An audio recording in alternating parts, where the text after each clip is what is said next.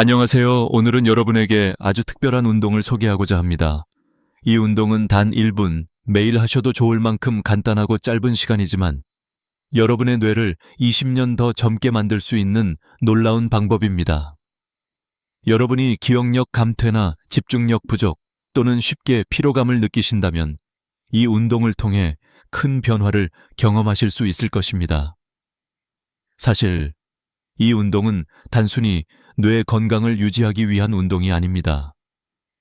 우리의 뇌는 나이가 들어가면서 점차 퇴화하는 것이 자연스러운 현상이지만 이 운동을 꾸준히 하면 뇌의 기능을 활성화시켜 더 나은 기억력과 집중력을 제공하고 전반적인 삶의 질을 향상시킬 수 있습니다.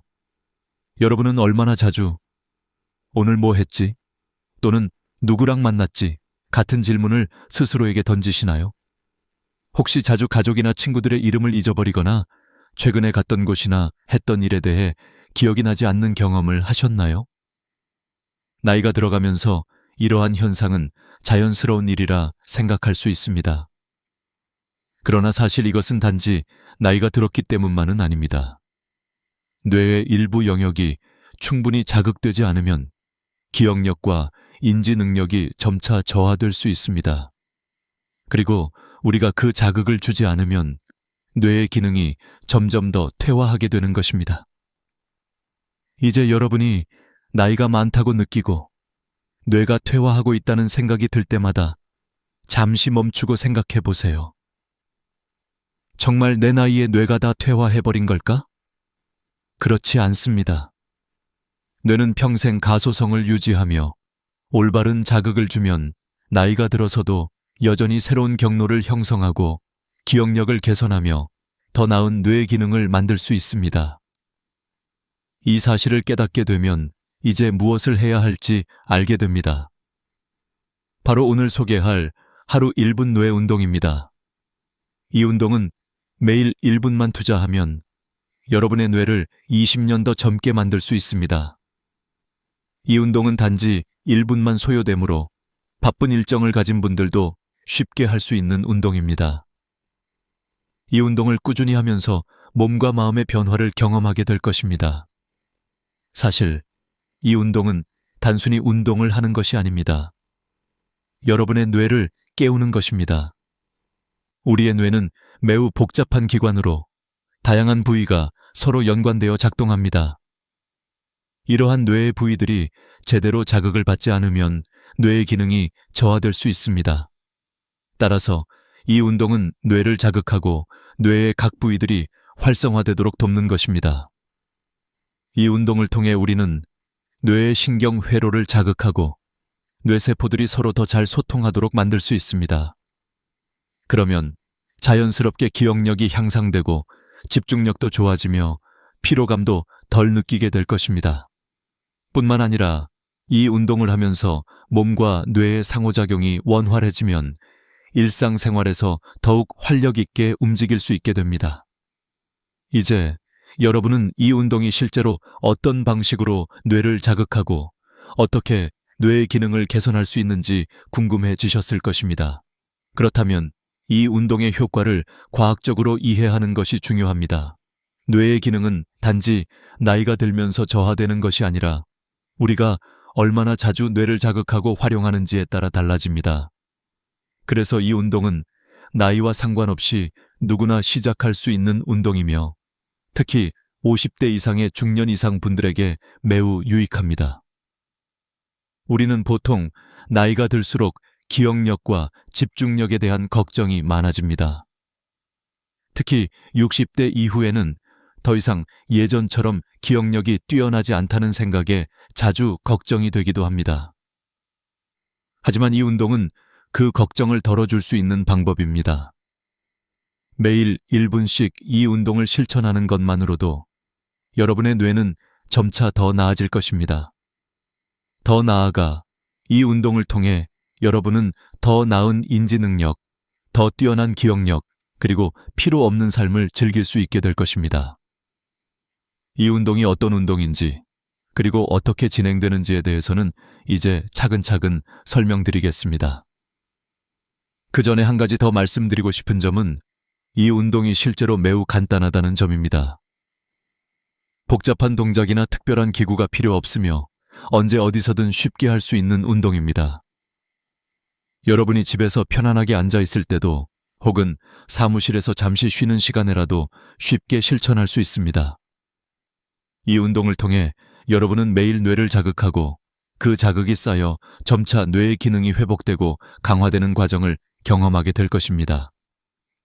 이제 이 운동이 실제로 어떻게 이루어지는지, 그리고 왜 이렇게 간단한 운동이 뇌에 큰 변화를 가져올 수 있는지 설명해 드리겠습니다.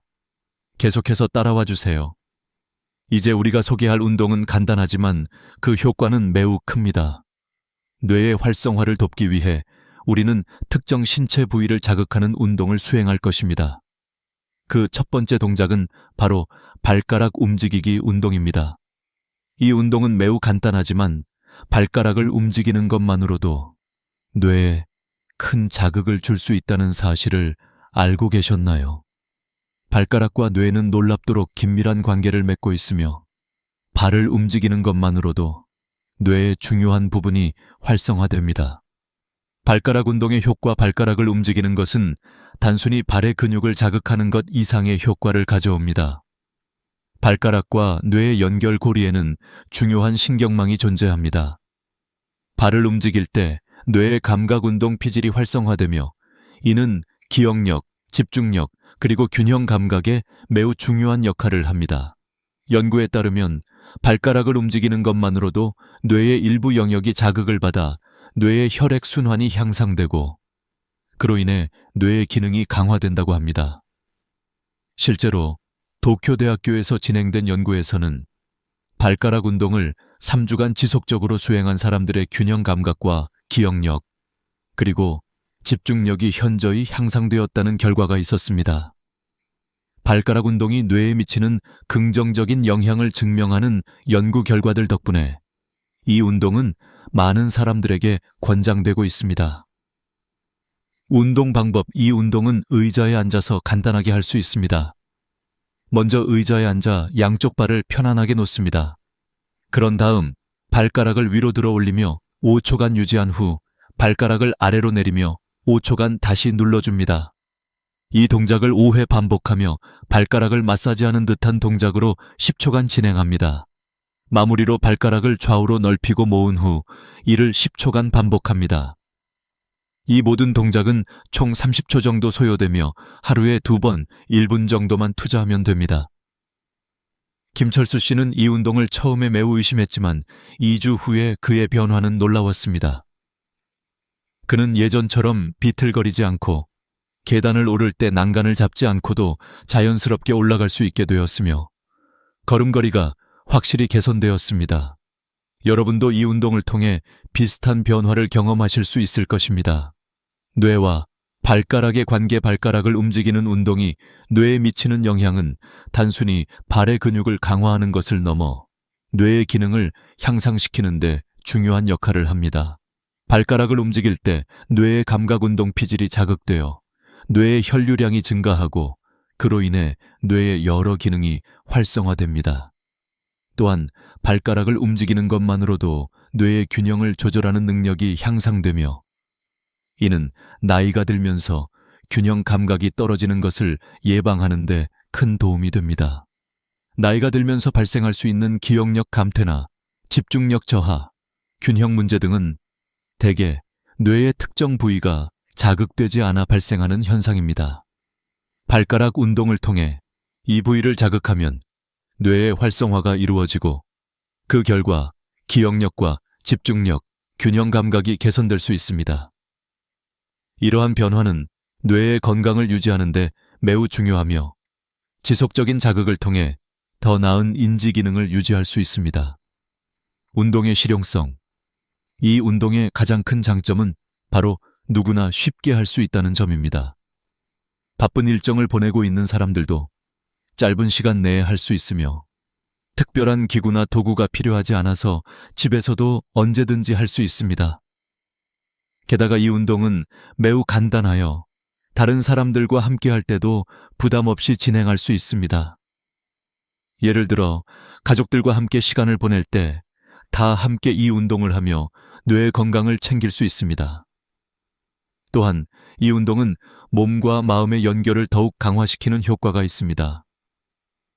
발을 움직이는 것이 단순한 신체 운동이지만 뇌와 신체가 서로 연결되어 있다는 사실을 인식하게 됩니다. 뇌를 자극하는 운동이 바로 신체 운동을 통해 이루어지므로 일상생활에서 자주 사용하는 부위들을 자극하여 뇌의 기능을 개선할 수 있습니다. 이제 발가락 운동에 대해 충분히 이해하셨다면 다음 단계로 넘어가겠습니다. 이 운동은 단지 시작에 불과하며 나머지 운동들도 함께 실천함으로써 뇌 건강을 더욱 강화할 수 있습니다.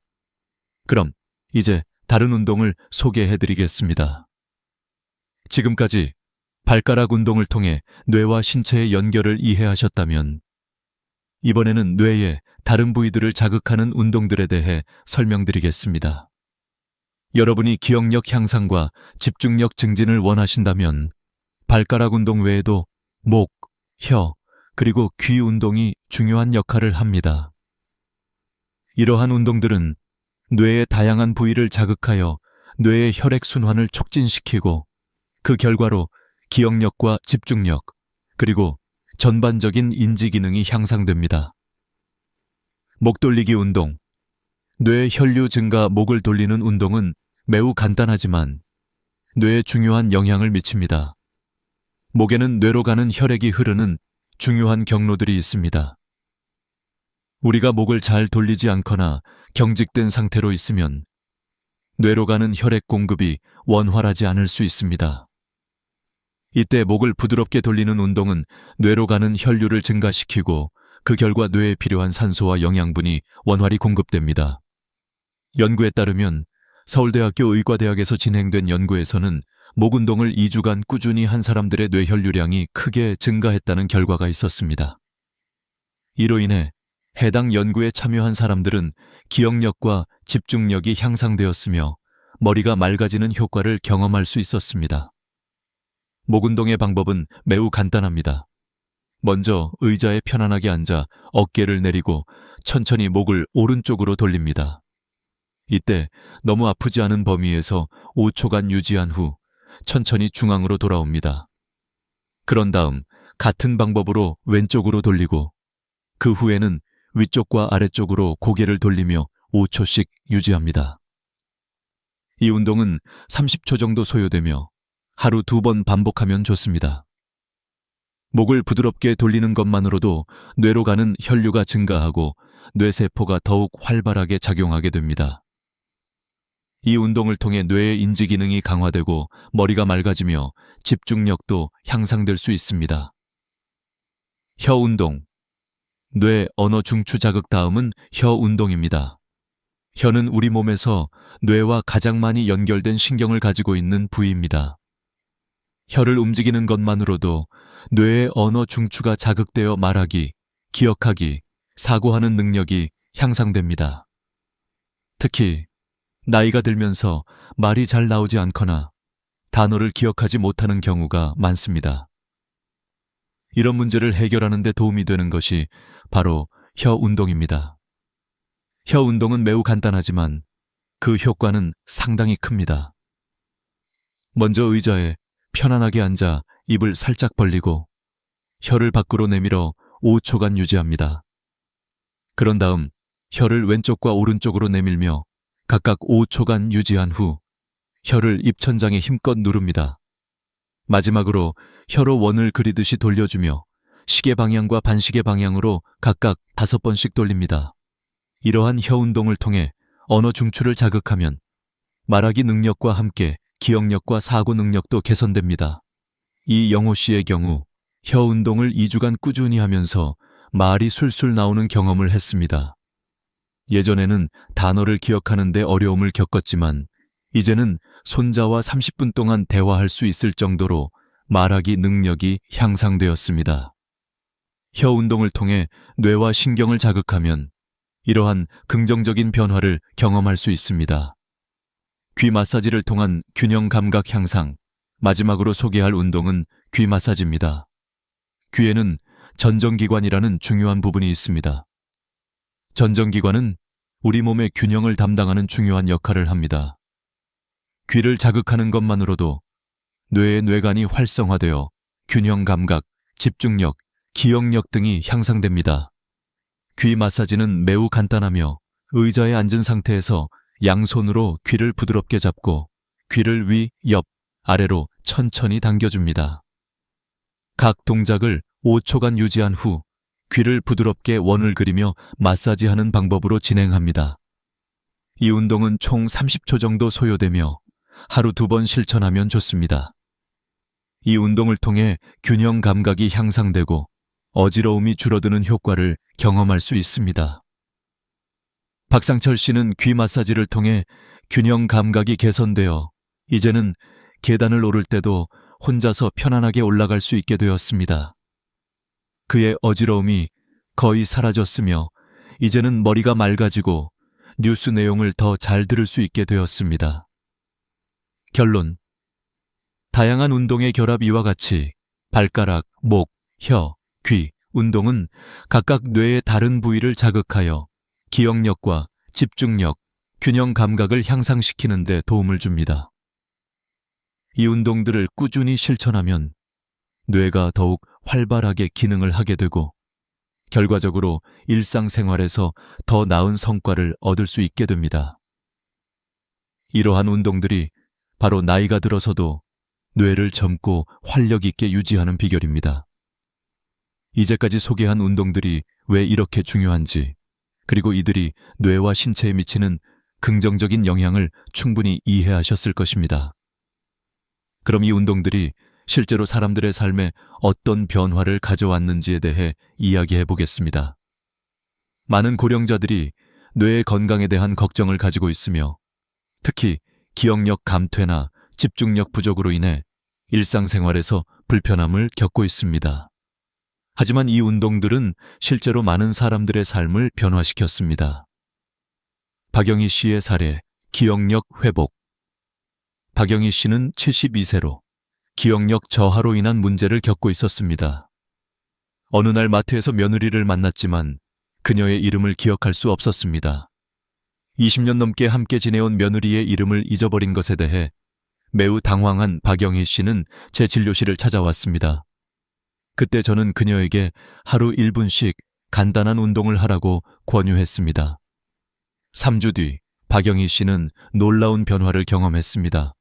그녀는 이제 며느리의 이름뿐만 아니라 손주들의 친구들의 이름까지 정확히 기억할 수 있게 되었습니다. 박영희 씨는 그 운동이 자신의 기억력을 되살리는 데 큰 도움이 되었다고 말했습니다. 박영희 씨처럼 기억력 저하나 집중력 부족에 대한 걱정을 갖고 있는 분들에게 이 운동은 매우 유효한 해결책이 될 수 있습니다. 이 운동들이 뇌의 기능을 자극하고 뇌의 혈류를 증가시켜 뇌 세포들이 활발하게 움직이게 만들기 때문에 기억력 회복은 물론 일상생활에서의 효율성도 높아질 수 있습니다. 김철수 씨의 변화, 균형 감각 향상 다음으로 김철수 씨의 이야기를 소개하겠습니다. 김철수 씨는 73세로 걷는데 어려움을 겪고 있었습니다.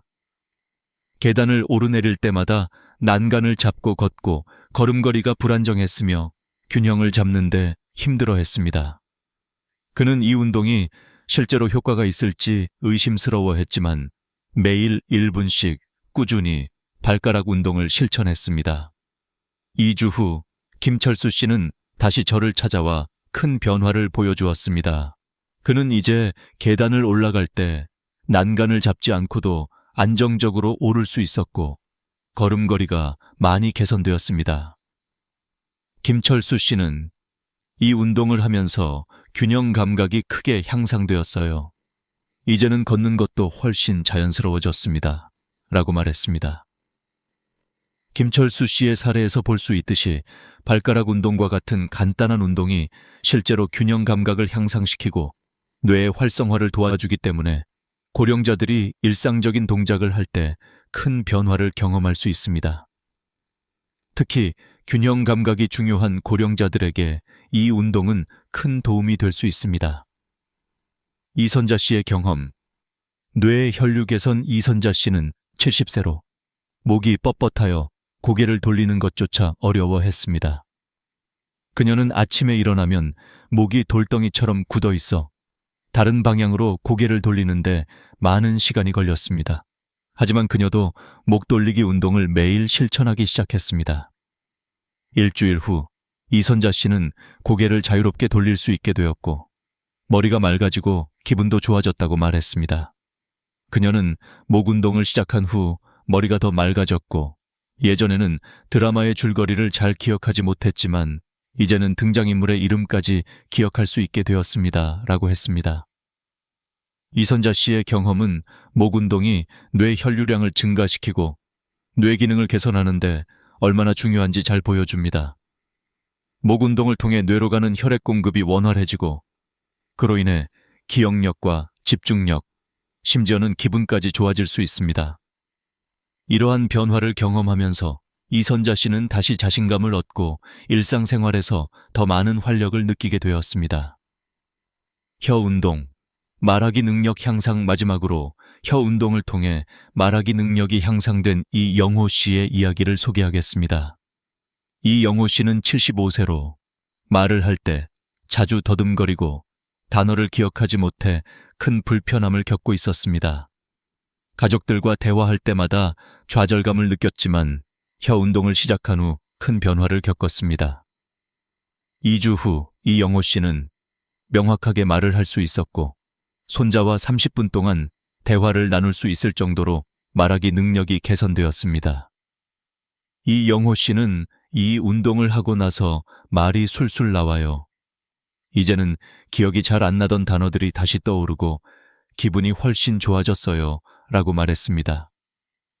이영호 씨의 경험은 혀 운동이 단지 말하기 능력만 향상시키는 것이 아니라 뇌의 언어 중추를 자극하여 전반적인 뇌 기능을 개선하는 데 얼마나 중요한 역할을 하는지 보여줍니다.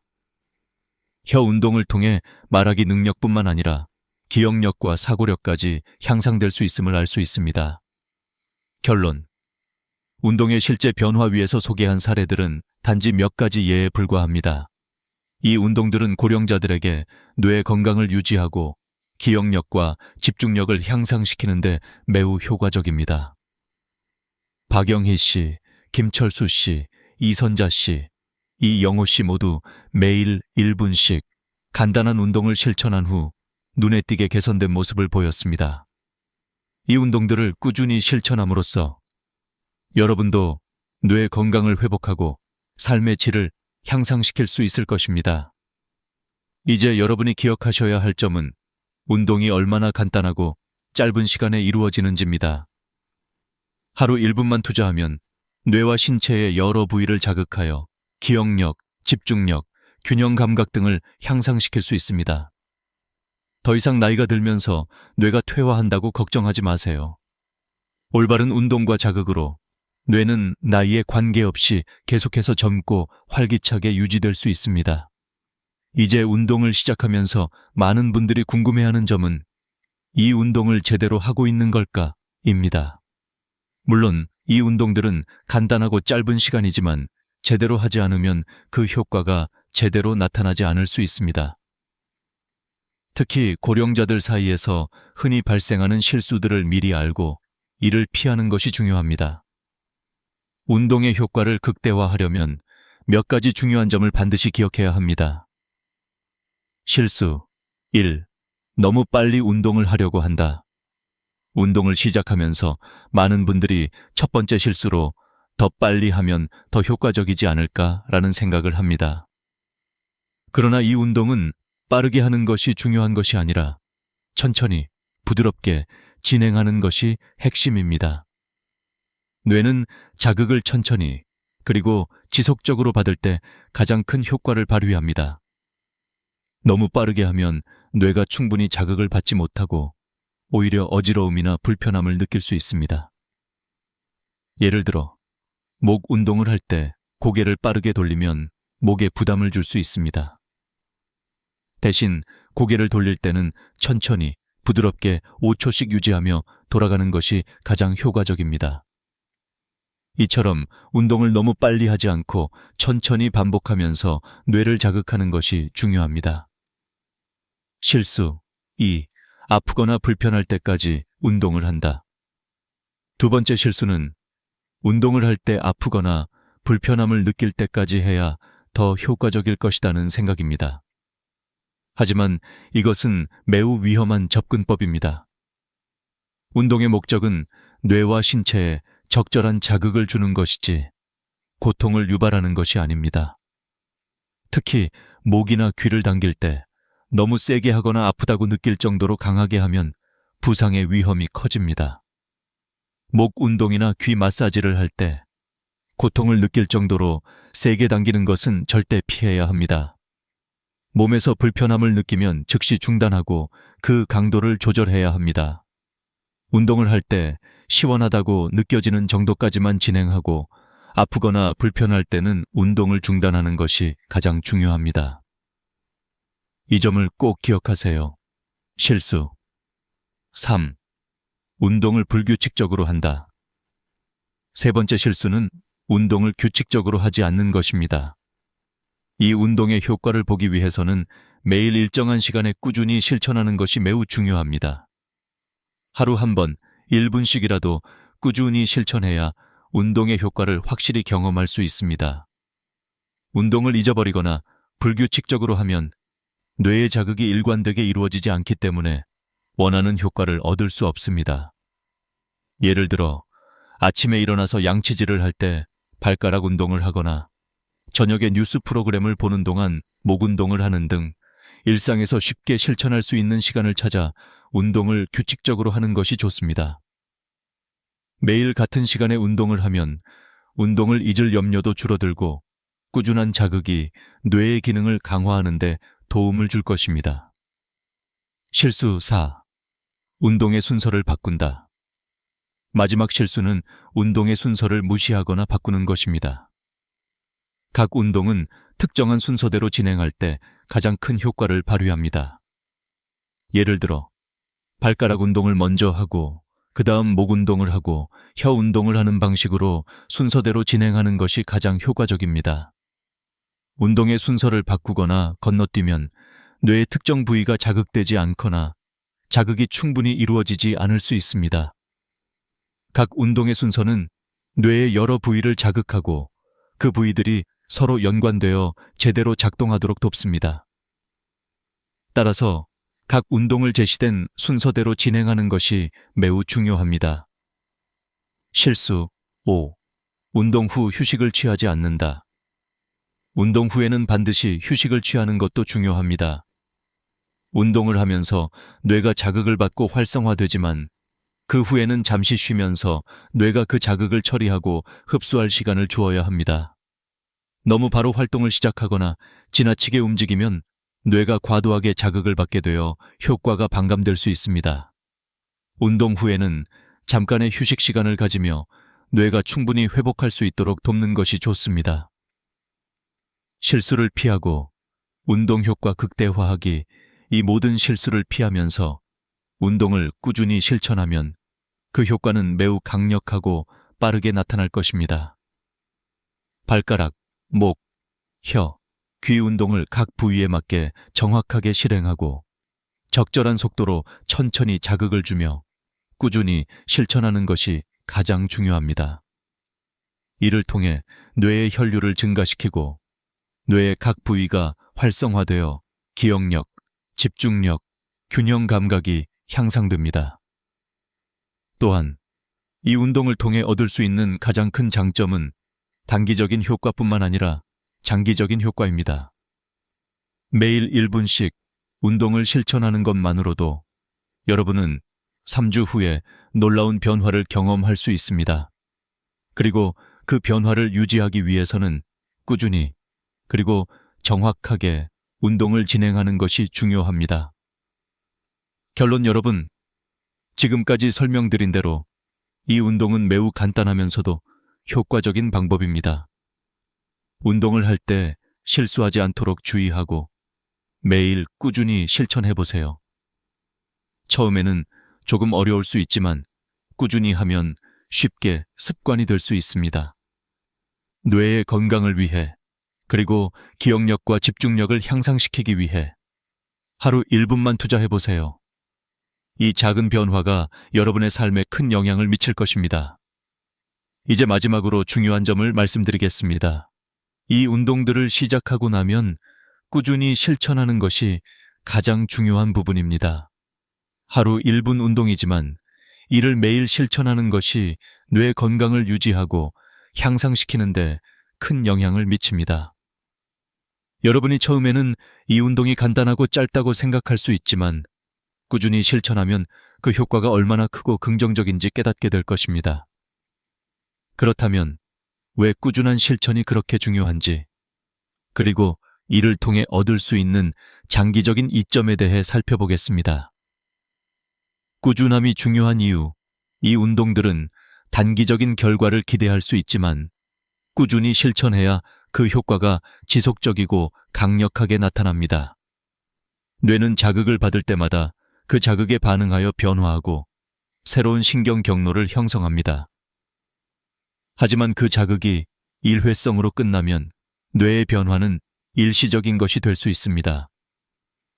지속적으로 뇌를 자극하여 뇌의 각 부위들이 활성화될 때 비로소 기억력, 집중력, 그리고 균형 감각이 지속적으로 향상됩니다. 예를 들어 처음 운동을 시작했을 때는 바로 눈에 띄는 효과가 있을 수 있습니다. 하지만 그것이 일시적인 변화가 아니라 오랜 시간 동안 계속해서 변화를 일으키기 위해서는 꾸준히 자극을 주어야 합니다.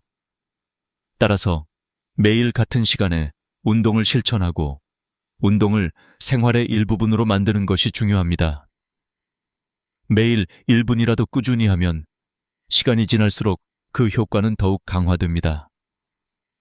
장기적인 이점, 꾸준히 이 운동을 실천하면 그 효과는 단기적인 변화에 그치지 않고 장기적으로 뇌의 건강을 유지하는 데 큰 도움이 됩니다. 예를 들어 기억력 향상과 집중력 강화 외에도 일상생활에서의 정신적 활력도 증대됩니다. 운동을 통해 뇌가 활성화되면 단순히 기억력뿐만 아니라 문제 해결 능력이나 창의성까지 향상될 수 있습니다. 여러분이 예전에 쉽게 잊어버렸던 정보나 일상적인 작업도 이제는 더 빠르고 정확하게 처리할 수 있게 될 것입니다. 또한 이 운동들은 뇌 기능을 강화하는 데만 도움이 되는 것이 아니라 전반적인 웰빙에도 긍정적인 영향을 미칩니다. 뇌가 활성화되면 스트레스가 줄어들고 기분이 개선됩니다. 여러분은 일상적인 스트레스나 피로를 더 잘 관리할 수 있게 되며 더 긍정적이고 활력 있는 삶을 살게 됩니다. 이러한 긍정적인 변화는 나이가 들어갈수록 더욱 중요합니다. 뇌의 건강을 유지하는 것만큼 중요한 것은 없습니다.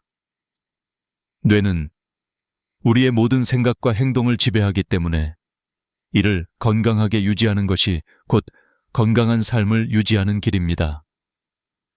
운동을 통해 얻을 수 있는 심리적 변화, 뇌 건강이 향상되면 여러분의 심리적 안정감도 증가하게 됩니다.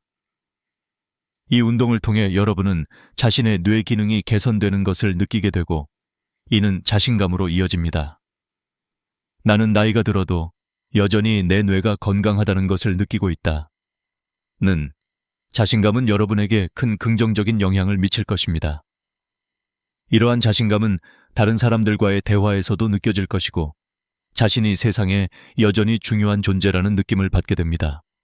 또한 이 운동들을 통해 뇌의 혈류가 증가하고 뇌의 각 부위들이 활발하게 작용함으로써 스트레스 관리나 감정 조절 능력도 향상됩니다. 많은 사람들이 나이가 들면서 감정의 기복이 심해지고 스트레스를 잘 관리하지 못한다고 생각합니다. 그러나 뇌가 활성화되면 여러분은 감정적으로도 더 안정될 수 있습니다. 이 운동들은 단지 신체적인 효과뿐만 아니라 정신적으로도 큰 이점을 제공합니다. 운동을 꾸준히 실천하는 방법, 이 운동들을 꾸준히 실천하는 것은 생각보다 간단합니다. 중요한 점은 매일 일정한 시간에 운동을 하는 것입니다. 아침에 일어나서 양치질을 할 때 발가락 운동을 하거나 저녁에 뉴스 프로그램을 보면서 목 운동을 하는 식으로 일상에서 쉽게 할 수 있습니다. 또한 운동이 끝난 후에는 잠시 휴식을 취하면서 뇌가 자극을 충분히 처리할 수 있도록 시간을 주세요.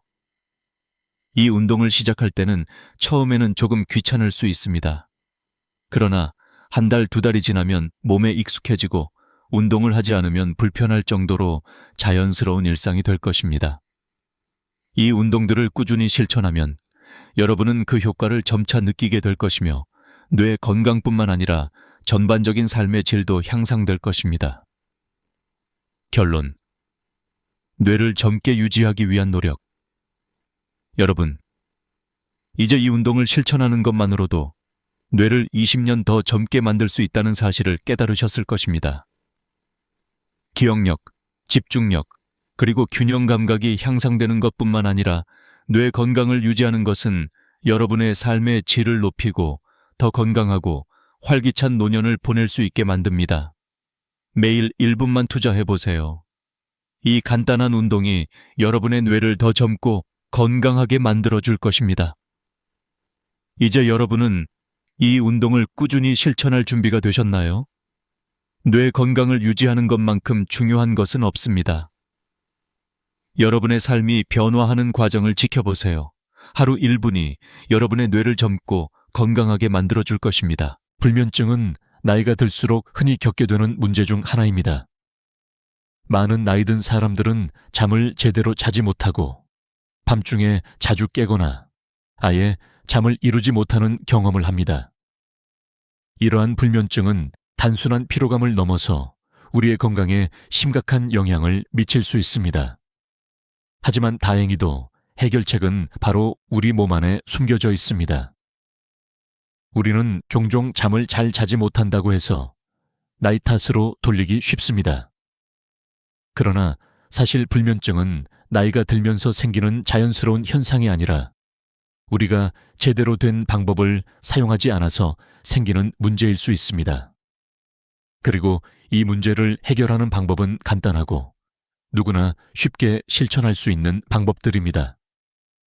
이제 68세의 김영수 어르신의 이야기를 들려드리겠습니다. 김영수 어르신은 15년 동안 불면증에 시달려 왔습니다. 밤마다 3시가 되면 잠에서 깨고 다시 잠들지 못한 채 몇 시간씩 뒤척이기 일쑤였습니다.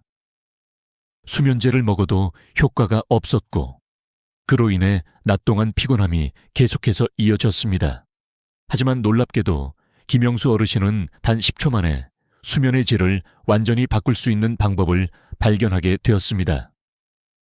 바로 이 방법을 통해 그는 이제 밤에 6시간씩 연속으로 깊은 잠을 자고 있습니다. 이 영상에서는 바로 그 비법을 공유하려 합니다. 불면증을 해결할 수 있는 간단하고 실용적인 방법들을 하나씩 소개하고 그 방법들이 어떻게 우리에게 효과를 줄 수 있는지 설명할 것입니다. 불면증을 겪고 있는 여러분도 오늘 밤부터 이 방법들을 실천하며 깊고 건강한 잠을 취할 수 있을 것입니다. 이제 여러분께 가장 중요한 질문을 던지겠습니다. 혹시 여러분은 밤에 자주 깨거나 다시 잠들기 어려운 경험을 해본 적이 있나요? 만약 그렇다면 이 영상은 여러분에게 큰 도움이 될 것입니다. 오늘의 이야기는 여러분의 삶을 바꿀 수 있는 중요한 열쇠가 될 수 있습니다. 이제 그 비밀을 하나씩 풀어가겠습니다. 불면증은 단순히 나이가 들어서 자연스럽게 발생하는 것이 아닙니다. 이 문제의 근본적인 원인에는 여러 가지가 있습니다. 그중 가장 중요한 이유는 바로 우리 몸에서 생성되는 수면 호르몬인 멜라토닌의 감소입니다. 멜라토닌은 우리가 자연스럽게 졸음과 피로를 느끼게 하는 호르몬으로 이 호르몬의 분비가 줄어들면서 잠을 이루는데 어려움을 겪게 됩니다. 젊었을 때는 저녁이 되면 자연스럽게 졸음이 밀려왔지만 나이가 들수록 멜라토닌의 분비가 줄어들어 밤늦게까지 맑은 정신을 유지하게 됩니다.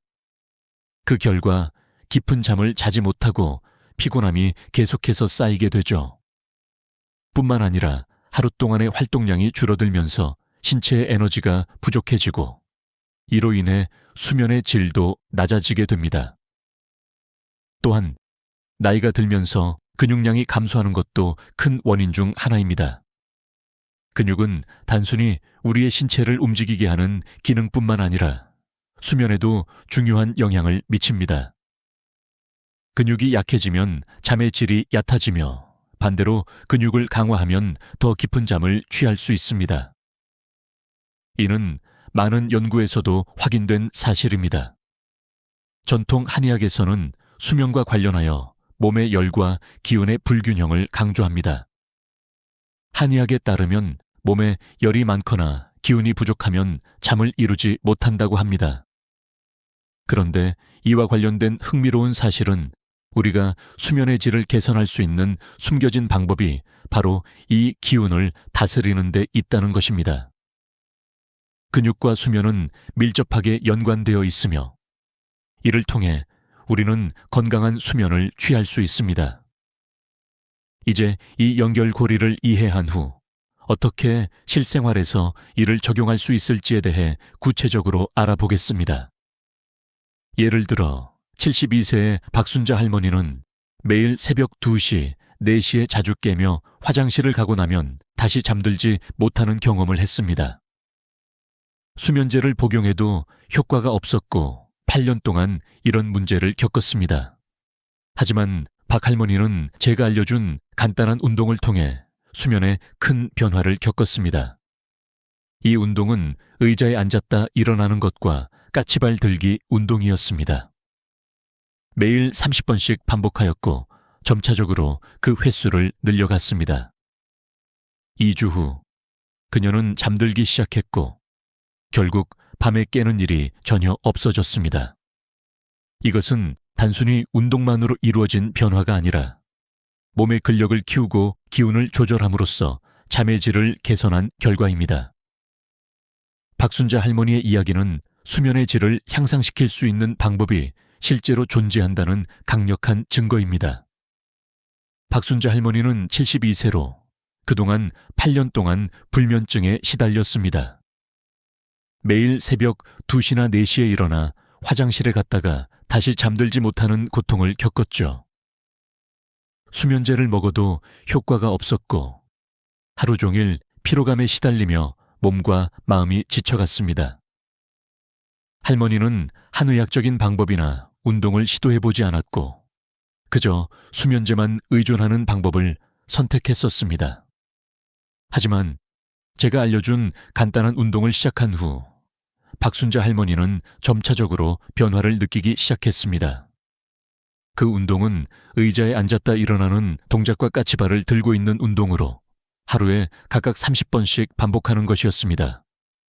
처음에는 무릎이 아파서 운동을 10번도 못했지만 점차 몸에 익숙해지면서 2주 후에는 30번을 거뜬히 해낼 수 있었습니다. 이 운동을 시작한 후 박 할머니는 수면에 큰 변화를 경험했습니다.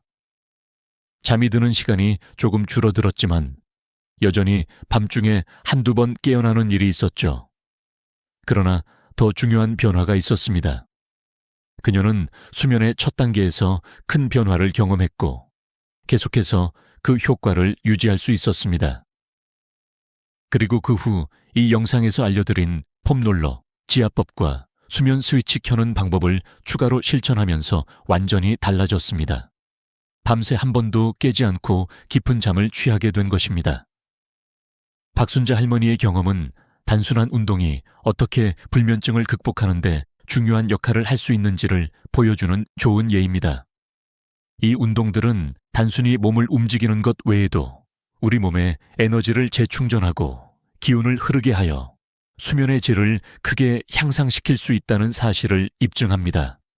근육을 강화하고 몸의 기운을 돋우는 것만으로도 깊은 잠을 자는데 큰 도움이 된다는 점에서 박 할머니의 사례는 매우 중요한 교훈을 줍니다. 우리는 때때로 불면증을 단순히 나이 탓으로 돌리기 쉽습니다. 하지만 실상은 신체의 변화에 맞춰 적절한 운동과 생활 습관을 개선함으로써 충분히 해결할 수 있는 문제라는 사실을 잊지 말아야 합니다. 박순자 할머니와 같은 사례가 바로 그 증거입니다. 이제 박순자 할머니처럼 운동과 생활 습관을 개선한 후 불면증을 해결한 방법을 더 구체적으로 알아보겠습니다. 어떻게 하면 우리도 이 방법을 일상에 적용할 수 있을지, 그리고 어떤 운동과 습관이 효과적인지 차례대로 살펴보겠습니다. 수면의 질을 향상시키기 위한 방법은 여러 가지가 있으며, 그 중에서도 가장 효과적인 방법은 바로 신체 활동을 늘리고 적절한 생활 습관을 유지하는 것입니다. 특히 운동은 수면의 질을 높이는 데 중요한 역할을 합니다. 운동을 통해 신체의 피로를 해소하고 기분을 좋게 만드는 호르몬인 세로토닌과 같은 물질이 분비되어 밤에 깊은 잠을 잘 수 있도록 돕습니다. 1. 아침 햇볕을 쬐는 중요성. 수면의 질을 높이기 위해 가장 중요한 것 중 하나는 아침 햇볕을 쬐는 것입니다. 아침 햇볕을 쬐면 세로토닌이라는 호르몬이 생성되며, 이 호르몬은 낮 동안 우리를 활기차고 기분 좋게 만듭니다. 또한 세로토닌은 밤에 멜라토닌으로 변환되어 숙면을 취할 수 있도록 돕습니다.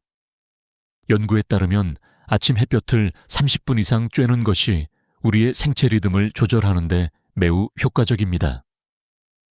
특히 70세 이상이 되면 세로토닌 생성 능력이 80%까지 줄어들 수 있기 때문에 더 많은 주의가 필요합니다.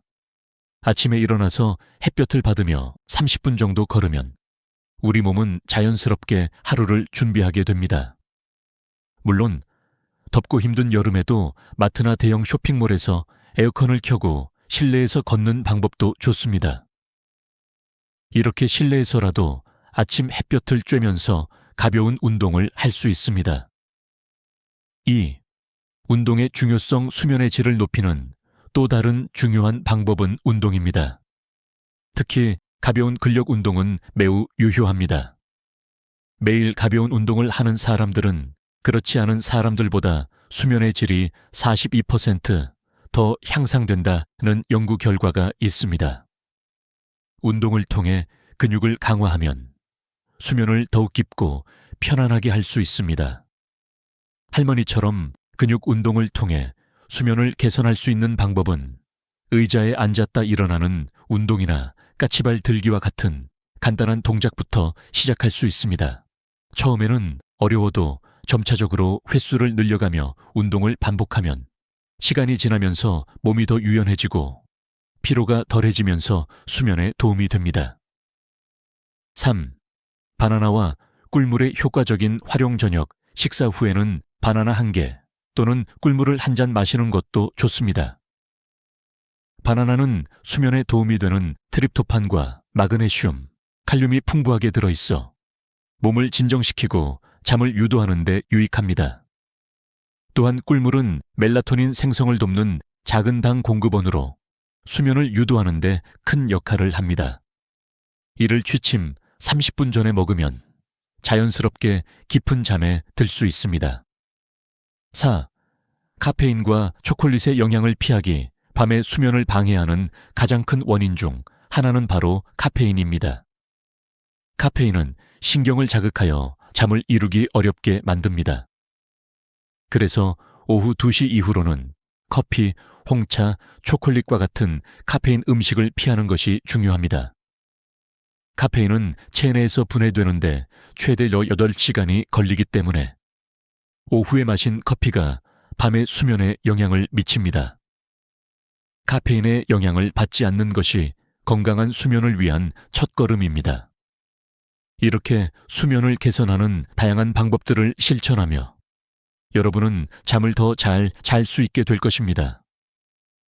운동, 햇볕 쬐기, 바나나와 꿀물 같은 간단한 방법들이 수면에 큰 변화를 가져올 수 있다는 것을 알게 되실 겁니다.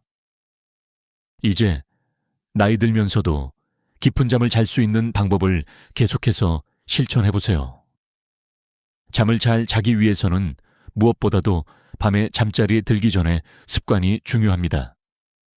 많은 사람들이 잠자기 전 몇 가지 습관 때문에 숙면을 취하지 못하는 경우가 많습니다.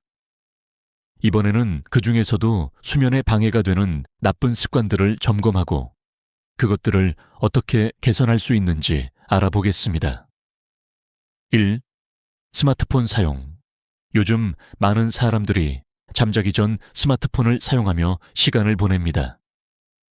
하지만 스마트폰에서 나오는 파란빛은 우리 뇌를 자극해 멜라토닌 분비를 방해합니다. 멜라토닌은 우리가 잠을 자도록 유도하는 호르몬인데 스마트폰에서 나오는 빛은 뇌에 지금은 낮이다, 깨 있어야 한다라는 신호를 보냅니다. 이로 인해 잠을 이루기 어려워지고 깊은 잠을 자지 못하게 됩니다.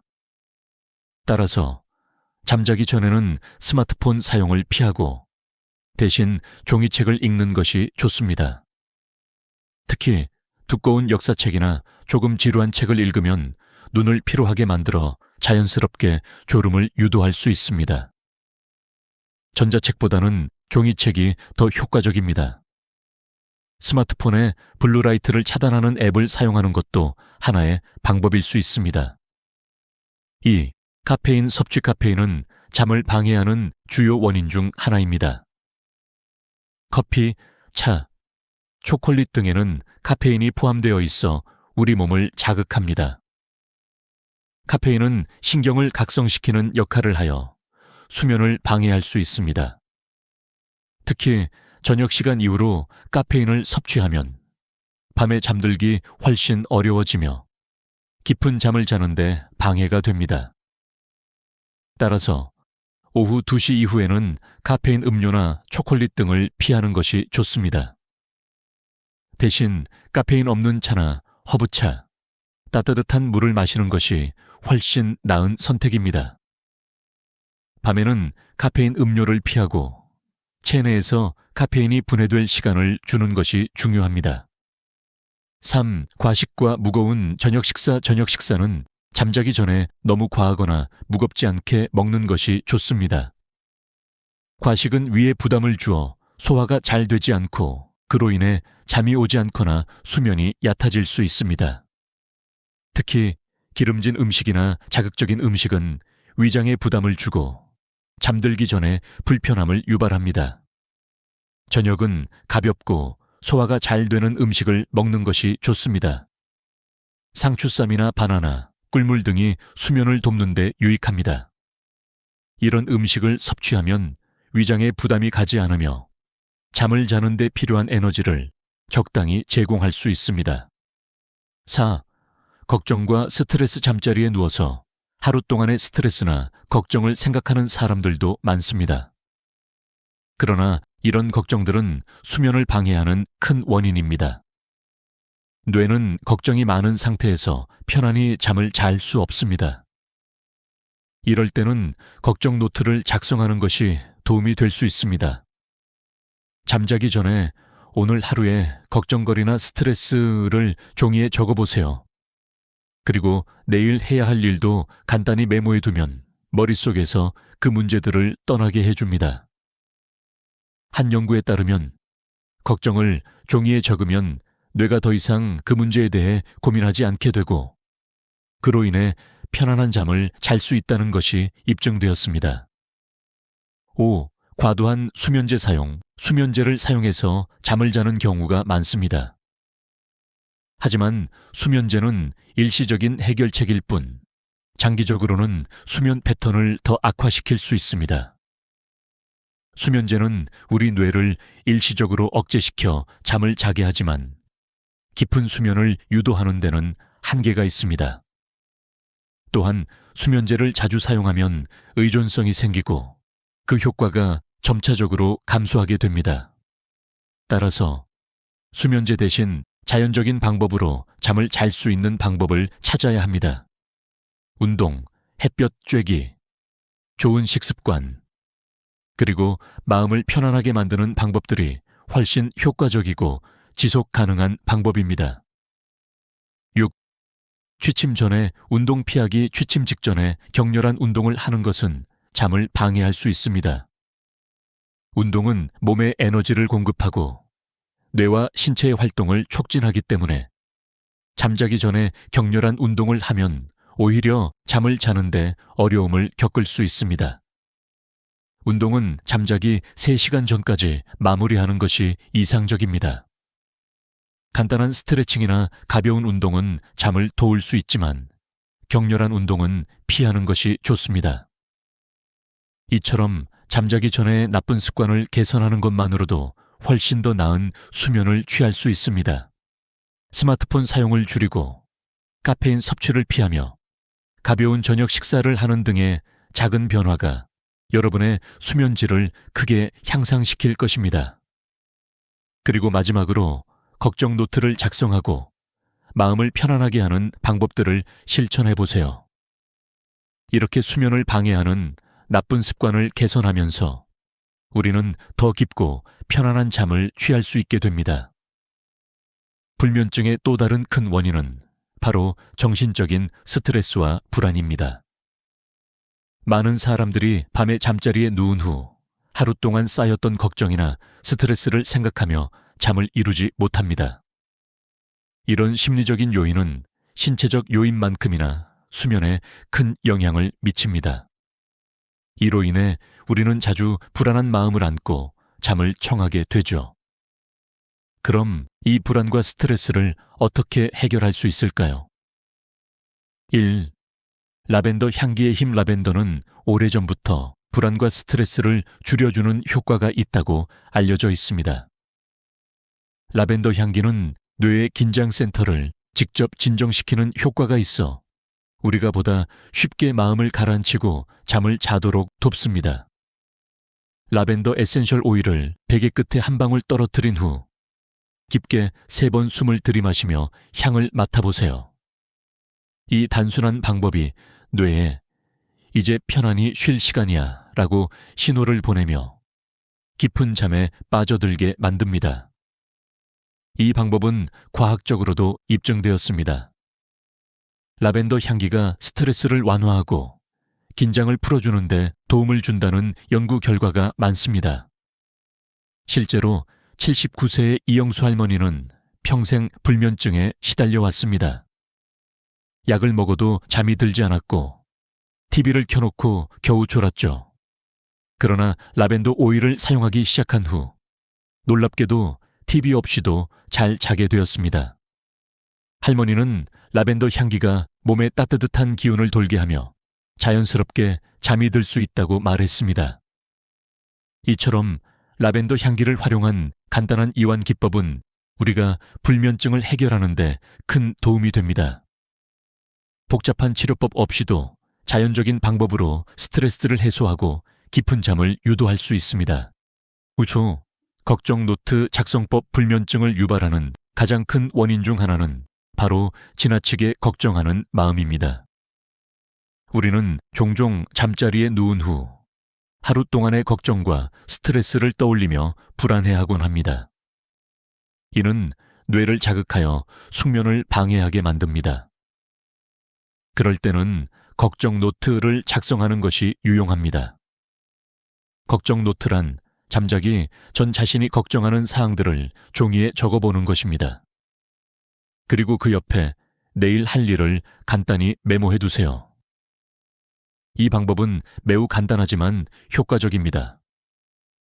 뇌는 우리가 해결하지 않은 문제들에 대해 끊임없이 고민하고 신경을 쓰기 때문에 걱정 노트를 작성하면 뇌가 이 문제는 기록되었으니 이제 더 이상 신경 쓰지 않아도 된다라고 인식하게 됩니다.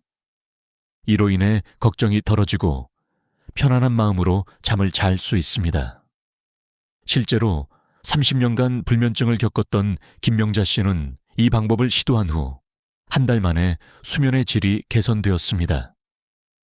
그녀는 걱정 노트를 작성한 후 머릿속에 복잡한 생각들이 정리되면서 잠에 빠져들 수 있게 되었다고 합니다.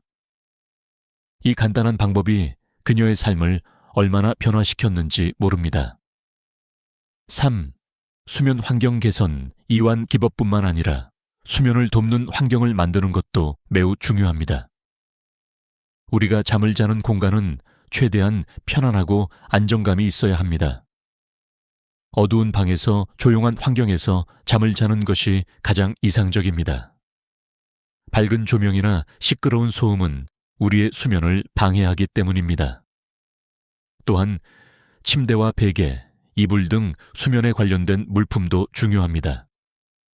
편안한 침대와 베개는 수면의 질을 향상시킬 수 있습니다. 침대가 너무 딱딱하거나 너무 부드럽지 않은지, 베개가 너무 높거나 낮지 않은지 점검해 보세요. 침실의 온도도 중요합니다.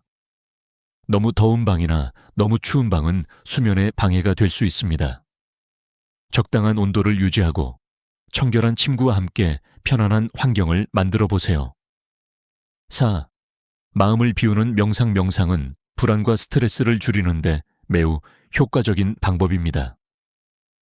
매일 몇 분간의 간단한 명상은 뇌를 편안하게 만들고 깊은 수면을 유도하는 데 도움을 줍니다. 명상은 몸과 마음을 이완시키고 불필요한 생각들을 내려놓게 해줍니다. 이를 통해 뇌는 자극을 받지 않고 숙면에 필요한 환경을 마련할 수 있습니다. 간단한 명상 방법은 편안한 자세로 앉아서 호흡에 집중하는 것입니다. 숨을 깊이 들이마시고 천천히 내쉬면서 몸과 마음을 차분하게 만드는 것이 중요합니다. 명상을 하면서 오늘의 스트레스를 떨쳐내고 마음을 가라앉히면 자연스럽게 깊은 잠에 들 수 있습니다. 이처럼 불면증을 해결하는 방법은 다양합니다. 라벤더 향기와 걱정 노트 작성, 수면 환경 개선, 명상 등을 통해 우리는 보다 편안하고 깊은 잠을 취할 수 있습니다. 수면을 방해하는 스트레스와 불안을 줄이는 것이 중요하며 이를 통해 자연스럽게 몸과 마음을 회복할 수 있습니다. 이제까지 우리가 살펴본 것처럼 불면증을 해결하는 데는 여러 가지 방법들이 존재하며 이 방법들을 통해 수면의 질을 향상시킬 수 있습니다. 단순히 약물에 의존하는 것이 아니라 생활 습관을 바꾸고 신체 활동을 증가시키며 마음의 평화를 찾는 것만으로도 깊은 잠을 취할 수 있는 방법들이 있다는 것을 알아보았습니다. 이번에는 그동안 소개한 방법들을 다시 한번 되짚어보며 우리가 어떻게 생활 속에서 이를 실천할 수 있을지, 그리고 이러한 변화를 통해 얻을 수 있는 교훈을 나누어 보겠습니다. 1. 일관된 수면 패턴 만들기. 수면을 개선하기 위한 첫 번째 중요한 방법은 일관된 수면 패턴을 만드는 것입니다. 매일 같은 시간에 일어나고 같은 시간에 자는 것이 가장 기본적인 원칙입니다. 아침 햇볕을 30분 이상 쬐고 하루를 시작하는 것부터가 중요합니다. 또한 주말에도 똑같은 시간에 일어나는 것이 좋습니다. 일관된 수면 패턴을 유지하면 우리의 생체 리듬이 규칙적으로 맞춰지며 밤에 자연스럽게 졸음이 오게 됩니다. 만약 여러분이 아직 일관된 수면 패턴을 유지하지 못하고 있다면 오늘부터라도 이를 실천해 보세요. 수면 패턴이 일정해지면 깊은 잠을 자는 것이 훨씬 쉬워집니다. 2. 수면 전 걱정과 스트레스 해소. 많은 사람들이 밤에 잠자리에 누운 후 하루 동안의 걱정이나 스트레스가 떠오르며 잠을 이루지 못합니다. 이런 걱정들은 우리가 잠자기 전에 모두 기록해 두는 것이 좋습니다. 바로 걱정 노트를 작성하는 방법이지요. 자기 전 오늘의 걱정거리를 종이에 적고 내일 할 일을 간단히 적어두면 뇌는 더 이상 그 문제에 대해 신경 쓰지 않게 되어 자연스럽게 잠에 들 수 있습니다. 걱정 노트를 쓰는 것이 처음엔 어색할 수 있지만 이 방법은 매우 효과적입니다. 이는 스트레스를 줄이고 불안을 해소하는 데 도움을 주며 깊은 잠을 자는 데 필요한 마음의 준비를 돕습니다. 3. 운동과 근력 강화. 운동은 단순히 몸을 튼튼하게 만드는 것이 아니라 수면의 질을 개선하는 데도 중요한 역할을 합니다.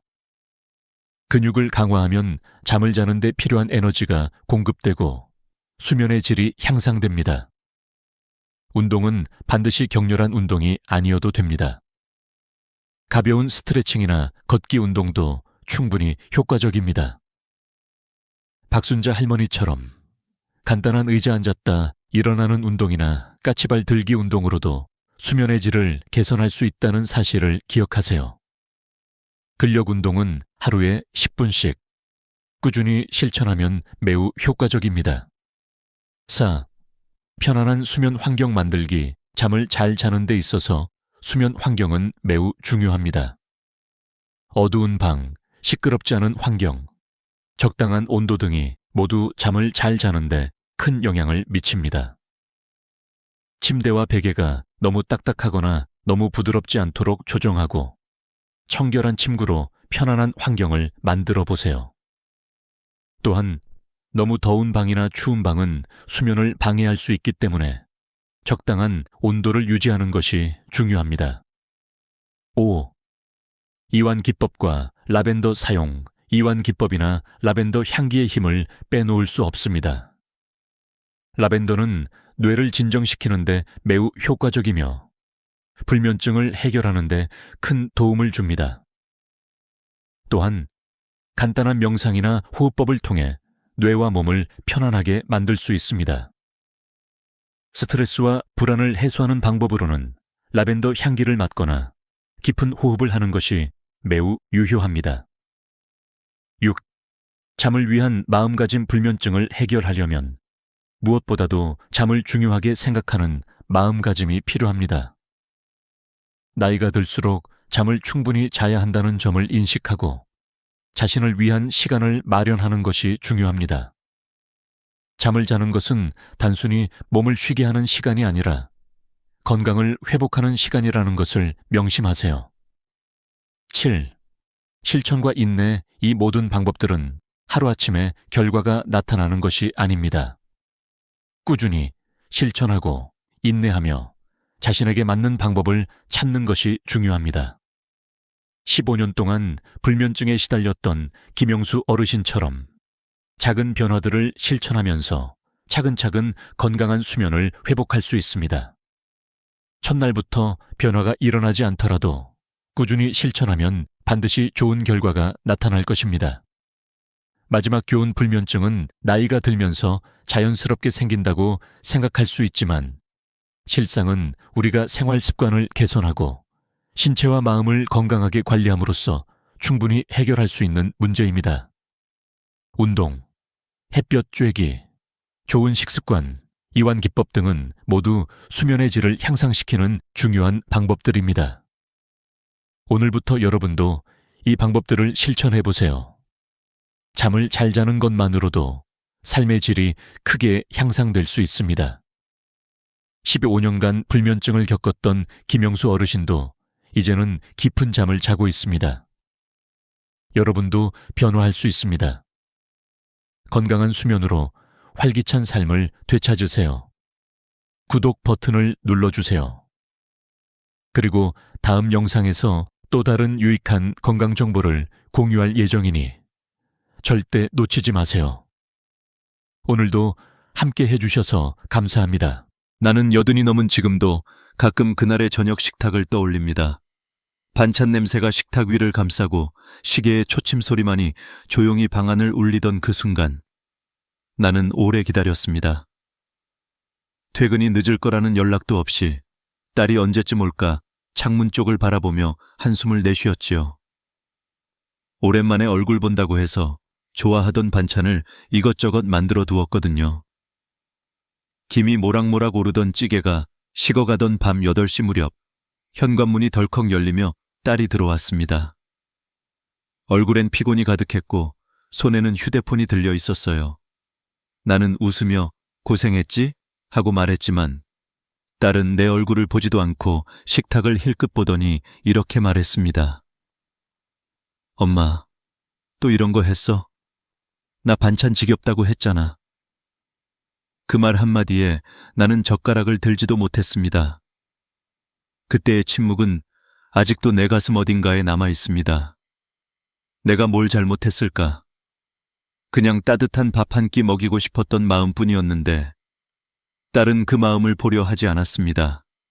피곤하다고 말하며 방으로 들어가 문을 쾅 닫았습니다. 그 소리가 마치 내 가슴 문까지 닫아버린 것 같았죠. 나는 식탁 앞에 앉아 식은 찌개를 바라보았습니다. 그리고 생각했습니다. 내가 너를 어떻게 키웠는데 그 말이 목 끝까지 올라왔지만 꾹 삼켰습니다.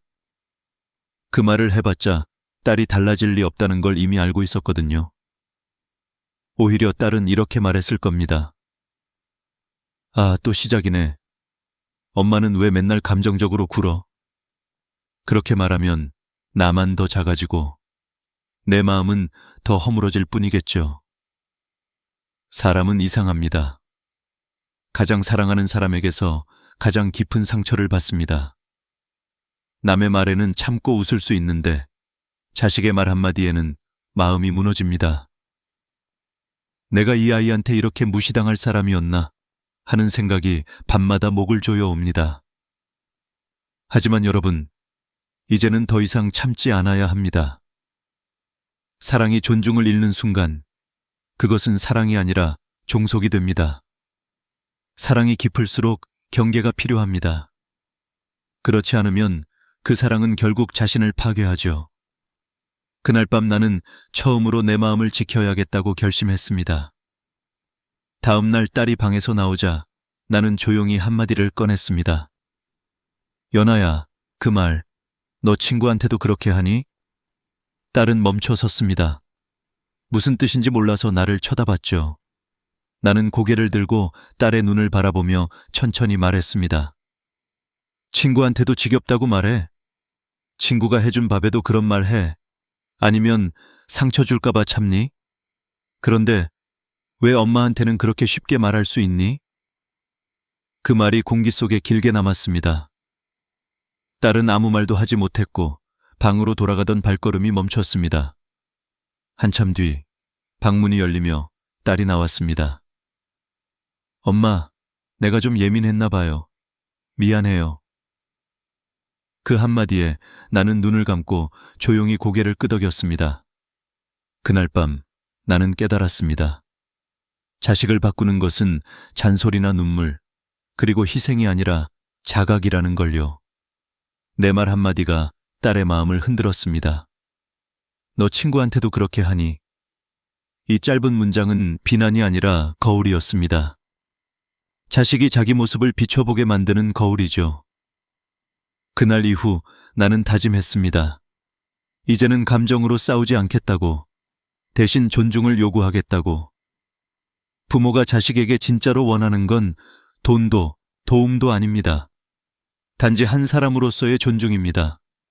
내가 쏟은 사랑이 무시받지 않기를 바라는 그 마음을 자식이 스스로 느끼게 해야 합니다. 사랑은 멈추지 않아도 됩니다. 하지만 희생은 멈춰야 합니다. 존중 없는 사랑은 결국 자신을 잃게 만듭니다. 그날의 식탁에서 나는 처음으로 내 삶의 주인이 나 자신임을 배웠습니다. 그리고 그 깨달음은 늦었지만 결코 헛되지 않았습니다. 그날 이후 나는 매일 이렇게 다짐합니다. 나는 누군가의 어머니이기 전에 한 사람이다. 그 한 문장이 나를 다시 세워주었습니다. 며칠 후 나는 또 다른 상처를 마주했습니다. 이번엔 아들 민석이었습니다. 그는 언제나 듬직한 아들이었고 성실하게 살았습니다. 아버지 없이 자라며 어린 동생까지 챙겼던 아이였으니 내 자랑이었죠. 나는 늘 생각했습니다. 우리 민석이 잘 돼야지. 그래야 내가 버틴 날들이 헛되지 않지. 그래서 남들보다 더 열심히 일했습니다. 새벽 도매시장부터 밤 배달까지 손에 굳은 살이 박혀도 두 아이가 굶지 않게 하겠다는 마음 하나로 살아왔습니다. 등록금이 부족하다고 하면 적금을 깨고 중고차가 필요하다고 하면 보험을 해약해서라도 마련해줬습니다. 그때 그는 나를 향해 웃으며 말했죠. 엄마, 나중에 다 갚을게요. 나는 그저 미소 지었습니다. 갚긴 뭘 갚아. 잘 살면 그걸로 갚는 거지. 그게 어머니 마음이었습니다. 세월이 흘러 민석이는 결혼을 했고 아이도 낳았습니다. 나는 그가 행복하길 바랐습니다. 그러던 어느 날 아들이 집으로 찾아왔습니다. 조심스러운 말투로 이렇게 말했습니다. 엄마, 사업 하나 해보려 하는데 자금이 조금 부족해서요. 처음에 5천만 원 정도만 도와주시면 될 것 같아요. 그 말에 나는 한동안 말이 나오지 않았습니다. 내 노후 자금, 그건 평생 땀으로 모은 마지막 남은 씨앗이었습니다. 그 돈이 그냥 만들어진 게 아니라 내 허리와 손끝이 부서져서 쌓인 시간들이었지요. 그런데 아들은 아무렇지 않게 말했습니다. 엄마, 그거 그냥 놔둬서 뭐 해요? 엄마는 어디 놀러 다니셔? 그 돈은 나 도와주려고 모은 거 아니에요? 그 순간 나는 숨이 막혔습니다. 그건 부탁이 아니라 명령처럼 들렸습니다. 내가 평생 쌓아온 인생의 무게를 가볍게 내던지는 말투였죠. 나는 천천히 의자에 앉아 물잔을 바라보았습니다. 그 물속에 비친 내 얼굴은 오랜 세월 참고 살아온 흔적투성이었습니다. 이번에도 참아야 할까 속으로 수없이 되뇌었습니다. 하지만 이번만큼은 달랐습니다. 이번엔 내 안에서 조용히 그러나 단단하게 외치는 목소리가 들렸습니다. 이제는 지켜야 한다. 나 자신을. 나는 조용히 입을 열었습니다. 민서가, 엄마가 널 위해 해줄 수 있는 건 여기까지야. 아들은 멈칫했습니다. 내가 늘 뭐든 들어주던 엄마였으니까요. 결혼은 네가 선택한 길이고 그 무게는 네가 져야 해. 엄마 인생은 누군가를 위해 끝까지 희생하라고 있는 게 아니야. 내 목소리는 떨리지 않았습니다. 조용하지만 확실했습니다. 아들은 잠시 나를 바라보다가 말했습니다. 엄마, 나한테 이럴 줄 몰랐어요. 나는 고개를 끄덕이며 대답했습니다. 그래, 엄마도 몰랐어. 내가 너한테 이렇게까지 내어줄 줄은. 그날 이후 나는 깨달았습니다. 사랑은 멈추지 않아도 되지만 희생은 반드시 멈춰야 한다는 걸. 자식이 부모의 희생을 당연하게 여길 때 그것은 사랑이 아니라 권리의식으로 바뀝니다. 부모니까 당연히 해줘야 해. 그렇게 생각하는 순간 자식은 부모의 마음을 사랑으로 느끼지 못합니다. 오히려 의무로 받아들이죠. 그리고 그 의무는 끝없이 욕으로 변합니다. 철학자 세네카는 이렇게 말했습니다. 자비는 한 번 베풀되 그 끝은 반드시 지혜로 마무리되어야 한다. 사랑은 베풀 수 있지만 그것을 멈출 줄 아는 것이 지혜입니다. 여기까지야. 이 한마디는 냉정한 말이 아닙니다. 자식을 버리는 문장이 아니라 자식이 스스로 설 수 있도록 세워주는 경계의 문장입니다. 부모는 바람이 되어 자식을 밀어줄 수는 있어도 대신 걸어줄 다리는 아닙니다. 나는 그날 이후로 내 인생의 문을 조금 닫았습니다. 하지만 그건 서운함이 아니라 결심이었습니다. 더 이상 의무로만 존재하지 않겠다는 나라는 사람으로서의 선언이었죠. 내 마음의 문을 닫고 나서야 비로소 내 안에 남은 온기를 느낄 수 있었습니다. 그것은 외로움이 아니라 오래 묵은 사랑이 제자리를 찾는 시간이었습니다. 그날 밤 나는 일기를 썼습니다. 오늘 나는 내 삶의 주인이 되었다. 그리고 눈을 감았습니다. 오랜만에 편안한 잠이 찾아왔습니다. 며칠 뒤에는 딸 소연의 일이 있었습니다. 이번엔 돈이 아니라 말 한마디가 내 마음을 베어냈습니다. 그날 아침 소연이가 바쁘다며 나에게 부탁을 했습니다. 엄마, 은행 가서 서류만 좀 내주세요. 그냥 도장만 찍고 제출하면 돼요. 나는 은행이 낯설었지만 딸이 믿고 맡긴 일이니 도와주고 싶었습니다. 이른 아침부터 서류를 챙기고 버스를 타고 은행으로 갔지요. 대기표를 뽑고 오랜 시간 기다린 끝에 내 차례가 되어 창구로 갔습니다. 하지만 직원이 이렇게 말했습니다. 이건 본인 상담이 필요해서 어머님이 직접 처리하실 수 없습니다. 나는 당황해 손에 쥔 서류를 내려다보았습니다. 딸이 그냥 접수만 하면 된다고 했는데요. 저는 잘 몰라서요. 직원은 친절하게 설명했지만 말은 어렵고 절차는 복잡했습니다. 결국 나는 일을 마치지 못한 채 서류를 다시 챙겨 돌아왔습니다. 집에 도착하자마자 소연이에게 전화가 왔습니다. 엄마, 서류 냈어요. 나는 조심스레 대답했지요. 그게 상담이 필요하다 해서 그냥 돌아왔어. 그러자 딸의 목소리가 급격히 날카로워졌습니다. 엄마, 진짜 그것도 못해요? 그냥 내 말대로 서류만 내면 된다니까. 왜 그렇게 어렵게 만들어? 그 말에 나는 멍해졌습니다. 서류 하나 못 낸 게 아니라 나라는 사람이 무너지는 느낌이었습니다. 그리고 딸이 던진 다음 말은 내 가슴을 찢어버렸습니다. 엄마는 요즘 세상도 모르고 아무것도 못하면서 왜 자꾸 나서요? 순간 방 안의 공기가 멎었습니다. 딸의 말이 칼처럼 내 마음을 베었습니다. 그것은 단순한 질책이 아니었습니다. 마치 나라는 존재가 이제는 세상에 쓸모없는 사람이라는 선언처럼 들렸습니다. 그 말 속엔 세월이 쌓은 내 모든 노력이 지워지고 단지 늙고 무능한 사람으로만 규정된 나의 초상이 담겨 있었습니다. 나는 전화를 끊고 창밖을 바라봤습니다. 어둑한 하늘에 구름이 내려앉고 가로등 불빛이 흔들리더군요. 손끝이 떨리고 심장이 쿵쾅거리며 답답했습니다. 내가 이렇게까지 무시당할 사람이었나. 그날 밤 나는 한참을 앉아 있었습니다. 그리고 마음속에서 조용히 들려오는 목소리를 들었습니다. 이제는 말해야 한다. 더는 참으면 안 된다. 다음 날 아침 소연이가 거실로 나왔을 때 나는 조용히 말을 꺼냈습니다. 소연아, 엄마가 화난 이유는 서류 때문이 아니야. 딸은 의아한 표정으로 나를 바라봤습니다. 나는 천천히 말을 이었습니다. 엄마를 대하는 너의 말투, 엄마를 아무것도 아닌 사람처럼 여기는 그 태도, 그게 더 아파. 순간 딸의 눈빛이 흔들렸습니다. 하지만 나는 시선을 피하지 않았습니다. 엄마는 널 위해 뭐든 해주고 싶어. 하지만 그 전에 엄마가 사람 대접은 받아야 하지 않겠니? 네가 엄마를 필요로 하면서 왜 엄마의 존재는 무시하니? 그 말은 내 억울함을 풀기 위한 것이 아니라 한 인간으로서 존엄을 지키겠다는 선언이었습니다. 철학자 칸트는 말했습니다. 인간은 결코 수단이 되어서는 안 되며 언제나 목적 그 자체로 존중받아야 한다. 부모도 예외가 아닙니다. 사랑을 주는 존재이기 전에 존중받아야 할 인간 그 자체입니다. 그날 밤 소연이는 내 방 앞에 와서 말했습니다. 엄마, 미안해요. 엄마 말이 맞아요. 제가 너무 함부로 말했네요. 나는 고개를 끄덕이며 눈을 감았습니다.